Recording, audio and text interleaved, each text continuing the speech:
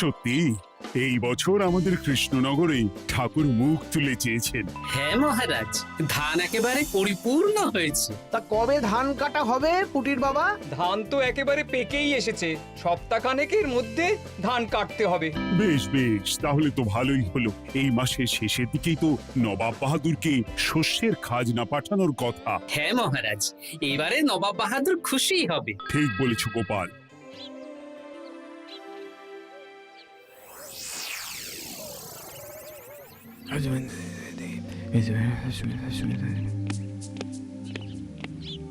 প্রণাম খাম্বাজরাজ। ওই তো কৃষ্ণনগরের মন্ত্রী চলে এসেছে। ও, এর কথাই তুমি বলেছিলে? হ্যাঁ, ওই রাজ্যের সব খবরাখবর আমায় দেয়। ইনি কে? ইনি হলেন জমিদার কেশকান্ত বর্মন, আমার রাজ্যেরই দক্ষিণ পশ্চিম গ্রামের জমিদার, আমার প্রিয় বন্ধু। নামটা বেশ অন্যরকম, কেশকান্ত। আসলে ওদের বংশ পরম্পরায় সকলের উন্নত ঘন কেশ আছে, তাই ওদের পরিবারের সবারও নামে একটা করে কেশ আছে। আমি খাম্বাজ রাজের সৌমিত্র এবং সুপরামর্শদাতা। কিছুদিন আগে আমার মাথায় খুব খুশকি হচ্ছিল, মাথার চুল পাতলা হয়ে আসছিল। কিন্তু আমার পরামর্শে একটা তেল মাখতেই মহারাজের মাথার চুল এখন ঘন হয়ে উঠেছে, আর কোনো সমস্যা নেই। বাবা বাবা, ভালো ভালো ভালো। এবার তাহলে কাজের কথাটা বলে দিন। এবারে তো শুনলাম তোমাদের রাজ্যে অনেক ধান উৎপাদন হয়েছে, তাই স্বাভাবিকভাবে নবাব বাহাদুরের কাছে রাজস্ব অনেক বেশি দেবে, কি তাই তো? হ্যাঁ, এবারে রাজস্ব দানে কৃষ্ণনগরই প্রথম হবে। না, তা হবে না। নবাবের কাছে অত ধান পৌঁছবে না, এমনকি কৃষ্ণচন্দ্রের কাছেই চাষিরা বেশি ধান রাজস্ব দিতে পারবে না। সেটা কি করে হয়? পাকা ধানে মই দিতে হবে। বললাম না, ও আমার সুপরামর্শদাতা। হ্যাঁ, আমার মন্ত্রীকে বাণিজ্যের কাজে বাইরে পাঠিয়েছি কিছুদিন, তাই কেশকান্ত মাঝে মধ্যেই আমার কাছে আসে, গল্পগুজব করে আর সুপরামর্শ দেয়। কিন্তু আমি কি করব? তুমি রাতের অন্ধকারে চাষিদের ধান জমিতে পাকা ধানে মই দিয়ে দাও, এমন ভাবে কাজটা করবে যাতে কাকপক্ষীতেও টের না পায়। আর তাতে আমার লাভ? প্রত্যেক বছর নবাব রাজস্ব দানে বিজয়ীকে 3000 মোহর দেয়, আমি তোমাকে তার থেকে 1000 মোহর উপহার দেব। 1000 মোহর? হ্যাঁ হ্যাঁ, যাও যাও যাও, কাজটা শুরু করে দাও। আচ্ছা।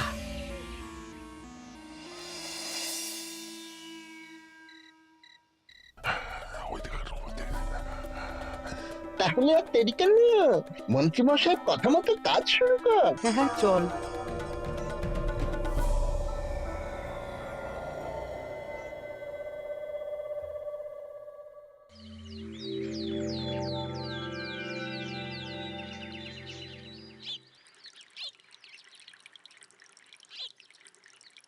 এবারে তো চাষাবাদ বেশ ভালোই হয়েছে।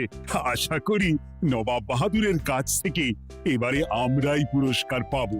হ্যাঁ মহারাজ, সারা বাংলায় কৃষ্ণনগরের মতো উৎপাদন এই বছরে কোথাও হয়নি। সর্বনাশ হয়ে গেছে মহারাজ, সর্বনাশ হয়ে গেছে। কি সর্বনাশ হয়েছে গো পুটির বাবা? গতকাল রাতে আমাদের সব জমির পাকা ধানে মই দিয়ে দিয়েছে। সে কি? এবার আমরা কি করব মহারাজ? কাদের কাদের জমিতে হয়েছে এসব? যেই জমিতে তাকাবেন সেই জমিতেই এই কাণ্ড, ধান ঝরে সব মাটিতে পড়ে আছে। এবার আমরা কি করব? হায় হায় হায়, এবার আমাদের রাজ্যের কি হবে? নবাব বাহাদুরকে তো জবাব দিতে পারবো না। বড় বিপদ হয়ে গেল, রাজ্যে গ্রহের প্রকোপ নেমে এলো। ও, আর কদিন পরেই আমার টেকে আসবে 1000 মোহর। ঠিক আছে, তোমরা সবাই এখন বাড়ি যাও। না, আমার মন মেজাজ ভালো নেই।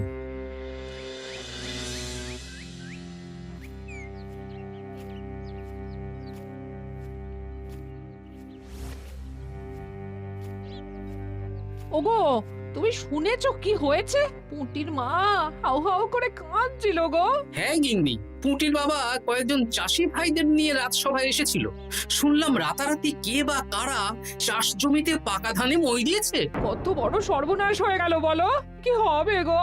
কি যে হবে ভগবান জানে। বলি তুমি পারলে না পুটিদের একটু সাহায্য করো। হ্যাঁ, আমি মনে মনে ভেবেই রেখেছি বুঝলে, এবার বেতন পেলে পুটিদের বাড়িতে মাসোহারার জিনিসপত্র দিয়ে আসবো। নবাব বাহাদুরের কাছে মহারাজ খাজনা কিভাবে দেবেন? সেটাই তো বুঝতে পারছি না। আপনি এত চিন্তা করবেন না। রাজবাড়ির ভাড়ার থেকে আপাতত কিছু বস্তা ধান পাঠানোর ব্যবস্থা করুন। তারপর নবাব বাহাদুরের কাছে গিয়ে বলবেন, আস্তে আস্তে সব দিয়ে দেবেন মহারাজ। তাই করতে হবে, তাছাড়া তো আর অন্য কোনো উপায় দেখতে পাচ্ছি না।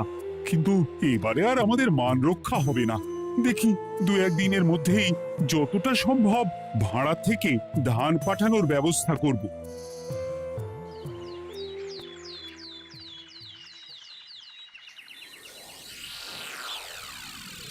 এই বছর 10,000 বস্তা ধান রাজস্ব এসেছে খাম্বাজ রাজ্য থেকে, 7,000 বস্তা ধান এসেছে বর্ধমান রাজ্য থেকে, আর মাত্র 100 বস্তা এসেছে কৃষ্ণনগর থেকে। তাই এই বছরের বিজয়ী রাজ্য হচ্ছে খাম্বাজ রাজ্য। খাম্বাজ রাজ্যের রাজার হাতে 3,000 মোহর উপহার হিসেবে তুলে দিচ্ছেন। আর কৃষ্ণচন্দ্র, তোমার রাজ্যের এরকম হাল কেন? এবারে আমাদের সমস্ত রাজ্যের পাকা ধানে কেউ বা কারা মই দিয়ে দিয়েছে। সেসব তোমার মাথা ব্যথা। আমার ধান কোথায়? 100 বস্তা ধান রাজস্ব, কম করে 800 বস্তা ধান রাজস্ব দেওয়ার কথা, কিন্তু তুমি তোমার কথার খেলাপ করেছো। এই বছর আমি নিরুপায় জাহাপানা। আমিও নিরুপায়। হয় তুমি আগামী 1 সপ্তাহের মধ্যে আমাকে 5,000 মোহর দেবে, নইলে কৃষ্ণনগরের সিংহাসন থেকে সরে যাবে। এত বড় শাস্তি দেবেন না নবাব বাহাদুর। আপনি অন্তত মাস 6 সময় দিন, আবার ধান চাষ করিয়ে আপনাকে প্রাপ্য ধান দেওয়া হবে। বেশি কথা বলছো কৃষ্ণচন্দ্র। তুমি 5,000 নয়, 6,000 মোহর 1 সপ্তাহের মধ্যে দেবে। বেটা গোপাল বেশি পাকা, অত কথা বলতে কে বলেছিল? গোপাল, এটা তুমি কি করলে? হায় হায় হায়! সর্বনাশের সময় যখন ঘনিয়ে আসে তখন বিপদের ওপর বিপদ এভাবেই আসে। আমার পাওনা। আরে এখন না, তোমাকে পাঠিয়ে দেব।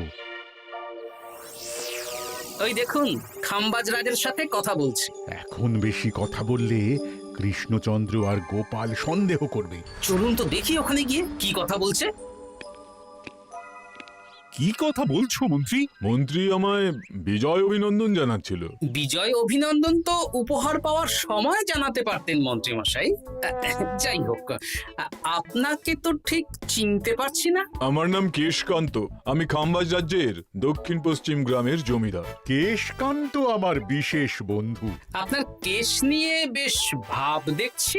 হ্যাঁ, ওই কদিন আগে তো খাম্বাজ রাজের মাথার চুল পাতলা হয়ে আসছিল, খুশকি হচ্ছিল আর কি। তো ওনার পরামর্শে একটা তেল মেখেই তো খাম্বাজ রাজের আবার ঘন কালো চুল ফিরে এসেছে। কেশকান্ত জমিদার হতে পারে, কিন্তু ওর অর্থনৈতিক অবস্থা তাবর রাজাদের থেকে অনেক ভালো। কয়েক হাজার বিঘা জমির মালিকও, তার সাথে চুলের তেলের ব্যবসা করেও হাজার হাজার মোহর রোজগার করে। এই, এখন চুল নিয়ে চুলোচুলি না করে চলো কৃষ্ণনগরে ফিরি। এমনিতেই মন মেজাজ খারাপ, 1 সপ্তাহের মধ্যে আবার 6,000 মোহর জোগাড় করতে হবে। হ্যাঁ, চলুন চলুন।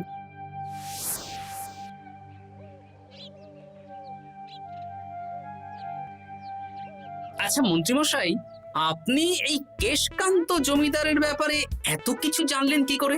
ওনার সাথে তো আমাদের আজই প্রথম দেখা। হাওয়ায় কত খবরই ভেসে আসে, সেরকম আমার কানেও এসেছিল। এসব বাদ দাও। গোপাল, মন্ত্রী, দুজনেই ভাবনা চিন্তা করো কিভাবে 6,000 মোহর জোগাড় হবে। পাকা ধানে মই পড়লো, এখন আবার এত বড় বোঝা। আমার কাছেও মহারাজ বেশি অর্থ নেই, সব মিলিয়ে মিশিয়ে ওই 150 থেকে 200 মোহর মতো আছে বাড়িতে। যদি বেশি থাকতো আমি আপনাকে নিশ্চয়ই সাহায্য করতাম মহারাজ। তাও করতেন কিনা সন্দেহ। তুমি চুপ করো। মন্ত্রীমশাই ওই লোকটাকে জানলো কি করে? এই লোকটাকে তো আগে দেখারই কথা না। না, ব্যাপারটা নিয়ে ভাবতে হবে। চলুন চলুন।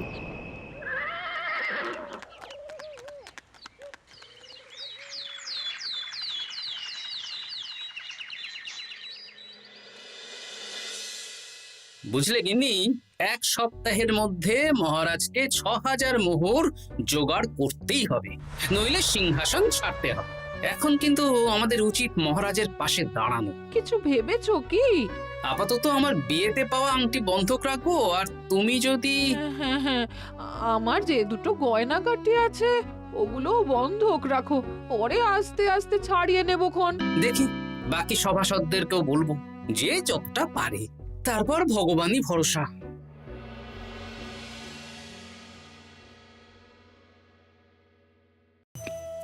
আপনি এত চিন্তা করবেন না মহারাজ। চিন্তা না করে কি আর কোনো উপায় আছে?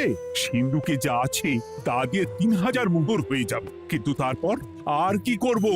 এবার কি নিরুপায় হয়ে জায়গা জমি বিক্রি করতে হবে? কিছু একটা করতেই হবে। আপনি গোপালকে একবার বলে দেখুন, প্রত্যেকবার যখনই বিপদে পড়েছেন তখন গোপালই আপনাকে বাঁচিয়েছে। দেখি আগামীকাল রাজসভা শুরু হওয়ার আগে গোপালের সাথে ব্যাপারটা নিয়ে আলোচনা করব।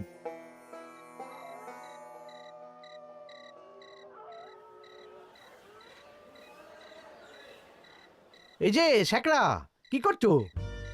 এই তো, বলুন। শোনো, আমার গিন্নির জন্য একটা হীরের হার বানাতে হবে, ওই 1000 মোহরের মধ্যে। 1000 মোহরে তো হীরের নাক, কান, গলা, হাত, পা সব গয়না, এই সব গয়না হয়ে যাবে মন্ত্রীমশাই। তাহলে বানাও, এই নাও 1000 মোহর। ওরে বাবা, মন্ত্রী মশাই, 1000 মোহর! এই মন্দার বাজারে এত মোহর কোথায় পেলেন? গতকালই তো বললেন আপনার কাছে 150 থেকে 200টা আছে। সে যেখান থেকেই পাই তাতে তোমার কি? না, আমার কিছু না। শ্যাকরা, আমি কয়েকটা গয়না বন্ধক রাখবো। দেখি কি আছে। এই সব মিলিয়ে এতে আমি 15 মোহর দিতে পারবো। বেশ, তাই দাও। আমি আমি ধীরে ধীরে শোধ করে গয়নাগুলো ছাড়িয়ে নেব। হ্যাঁ, মন্ত্রীর ব্যবহারগুলো বেশ সন্দেহজনক লাগছে। দেখি, গুপ্তচরকে কাজে লাগাতে হবে, মন্ত্রীর পিছনে ছায়ার মতো লেলিয়ে দিতে হবে।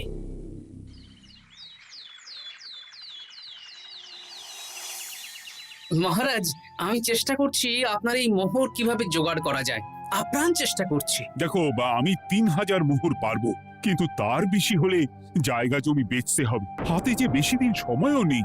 আচ্ছা মহারাজ, দেখছি। তবে মন্ত্রীমশাই চাইলেই আপনাকে 1000 মোহর দিয়ে সাহায্য করতে পারতেন, কিন্তু উনি তা না দিয়ে ওনার গিন্নির গয়না বানাচ্ছেন, হীরের গয়না। দেখি, মন্ত্রী তো কালকেই বলল ওর কাছে 150 থেকে 200 মোহর আছে মাত্র, 1000 মোহর কোথা থেকে পেল? সে উনিই জানেন, তবে তার খবর খুব তাড়াতাড়ি আশা করি পেয়ে যাব মহারাজ।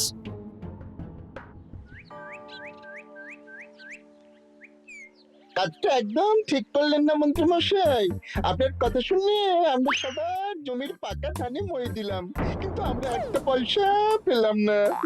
আপনি যে এই কাজ করার জন্যে খাম্বাজ রাজার কাছ থেকে ওই 1000 মোহর উপহার পেলেন, সেটা দিয়ে গিন্নির গয়না বানাতে দিলেন, কিন্তু আমাদের বেলায় লবডঙ্কা। আরে তোদেরকেও দেবো, একটু সবুর কর, আগে গিন্নির মাথাটা ঠান্ডা করি।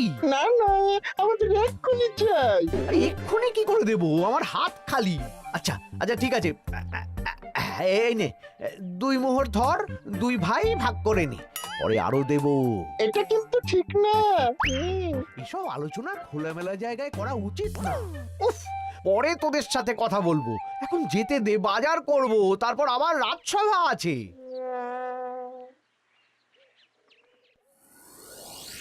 আচ্ছা, এই ব্যাপারটা মহারাজকে আর গোপাল দাদাকে জানাতে হবে।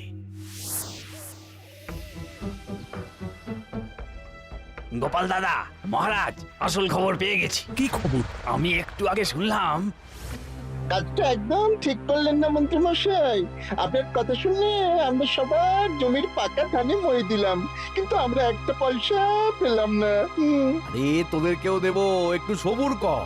মন্ত্রী, আমি না তোমাকে মেরেই ফেলবো। মহারাজ, মন্ত্রী মশাই এখানে গৌণ, উনি অর্থের লোভে এসব করেছেন, আর ওনাকে দিয়ে করিয়েছেন খাম্বাজ রাজ। হ্যাঁ, যাতে এবারে বিজয়ী হতে পারেন। তাই আপনি এই খবর 5 কান করবেন না মহারাজ।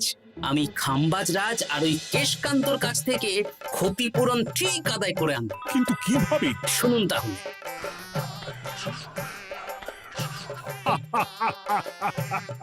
দারুণ বুদ্ধি। তাহলে এখন আসি মহারাজ, কাউকে কিচ্ছু বলার দরকার নেই। আপনি শুধু আগামীকাল সন্ধেবেলা খাম্বাজ রাজের দরবারে চলে আসুন, পারলে নবাব বাহাদুরকেও সঙ্গে করে নিয়ে আসুন। হ্যাঁ,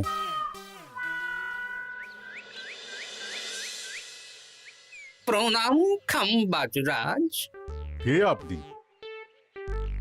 আমি হতাশ রঞ্জন, পশ্চিমে থাকি। কি চাই বলুন? কিছু চাই না, তবে একটা কথা শুনলাম তাই বলতে এলাম। কি কথা? আমি শুনলাম মহারাজ আপনার মাথার চুলগুলো সব নকল। আমার এত সুন্দর চুল সব নকল? ফাজলামো হচ্ছে। আমি যদি প্রমাণ করে দিই আপনার চুল নকল, তাহলে কি? তাহলে আপনি আমাকে 100 মোহর দেবেন, আর প্রমাণ না করতে পারলে আমি আপনাকে 100 মোহর দেব। বেশ, দেখো, এক্ষুনি দেখো, আমারই তো 100 মোহর লাভ হবে। এখন না, এখন না, আজ সন্ধেবেলায়। বেশ বেশ, তখনই এসো। এবারে জমিদার কেশকান্তর বাড়ি যেতে হবে।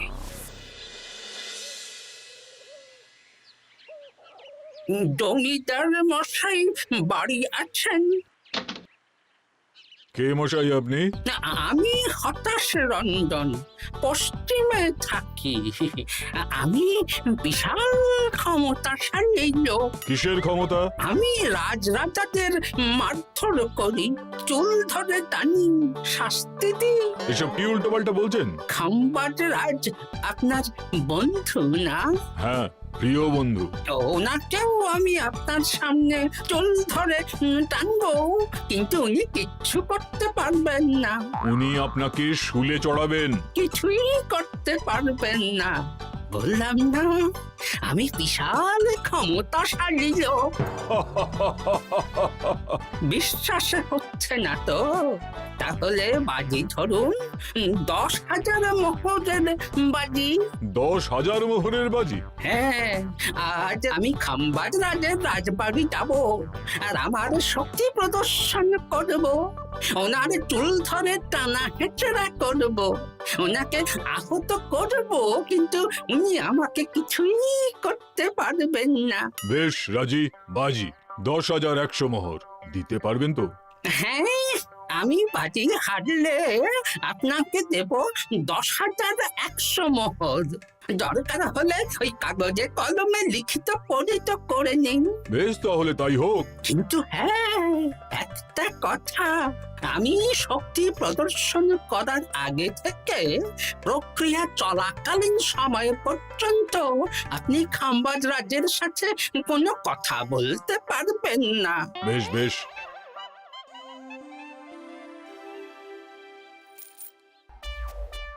তাহলে শুরু করি। শুরু করো। এবার আমি প্রমাণ করেই ছাড়বো।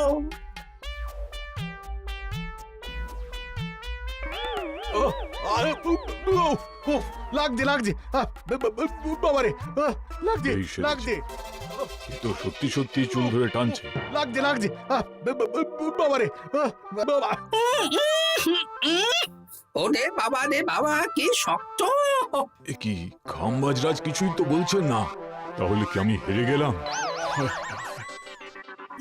না না খাম্বাজ রাজ, আমার ধারণা ভুল, যা শুনেছি তাও ভুল। এবার বিশ্বাস হলো তো? দাও দাও, এবারে 100 মোহর দাও। দিন কেশকান্ত মশাই, আমাকে 10,100 মোহর দিন। এ কি, ও তোমাকে 10,100 মোহর কেন দেবে? ওনার সাথেও তো বাজি ধরেছিলাম। কি বাজি? আপনার এখান থেকে বেরিয়ে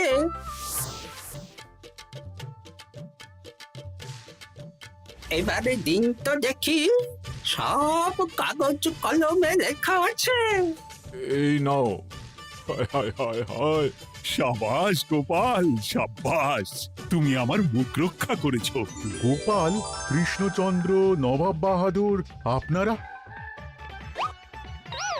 হ্যাঁ, আমি গোপাল। এটা ছাড়া আর কোনো উপায় ছিল না খাম্বাজরাজ।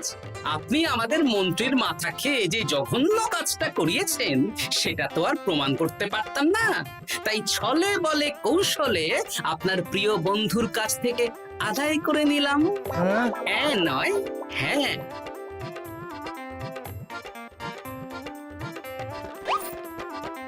এই নিন মহারাজ। এতে কত মোহর আছে? 10,100 মোহর। এর থেকে 100 খাম্বাজরাজকে দিন, 6,000 নবাব বাহাদুরকে, আর বাকিটা আপনার কাছে রাখুন। এত ধান নষ্ট হলো। কৃষ্ণচন্দ্র আমাকে সবটা বলেছে, আর ওর মন্ত্রীকেও নিয়ে এসেছি। ধোলাই খেয়েই সব বলে দিয়েছে। এই কে আছো? কৃষ্ণনগরের মন্ত্রীকে নিয়ে এসো।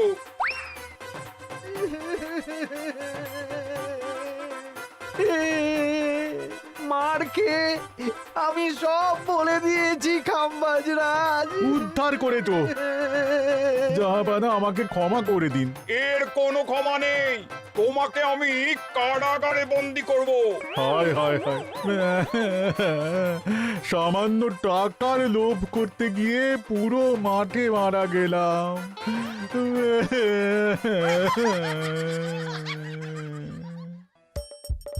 হাসির রাজা, জ্ঞানের রাজা, রসিক রাজা।